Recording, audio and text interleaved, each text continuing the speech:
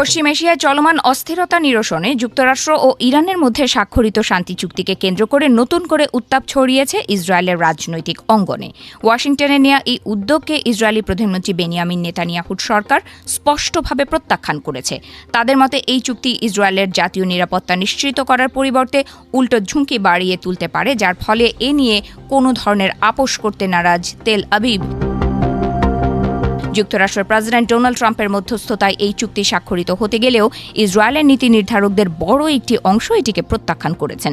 Israeli কর্মকর্তাদের মতে এই চুক্তি কোনোভাবেই তাদের দেশের নিরাপত্তার স্বার্থ রক্ষা করে না।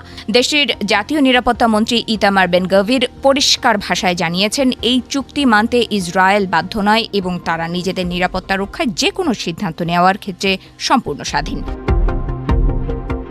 বেন গভির সামাজিক যোগাযোগ মাধ্যমে স্পষ্ট বার্তা দিয়েছেন যে ইসরায়েল একটি সার্বভৌম রাষ্ট্র এবং তারা তাদের নিরাপত্তার প্রশ্নে বিন্দুমাত্র ছাড় দেবে না।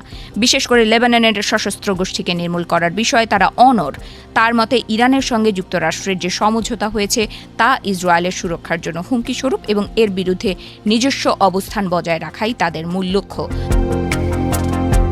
ইসরায়েলের এই চরম বিরোধিতার পেছনে অন্যতম প্রধান কারণ ইরানের পারমাণবিক কর্মসূচি।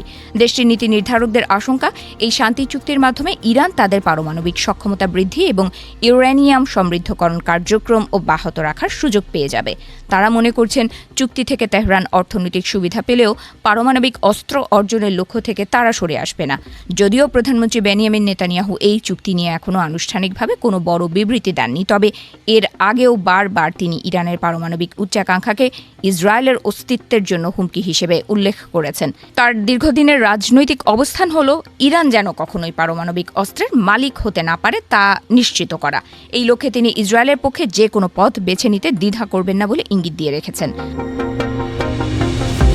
বিশ্লেষকদের মতে যুক্তরাষ্ট্র ও ইরানের এই শান্তি চুক্তি মধ্যপ্রাচ্যে স্থিতিশীলতা আনার একটি চেষ্টা হলেও ইসরায়েলের অনড় অবস্থান পুরো পরিস্থিতিটিকে জটিল করে তুলেছে।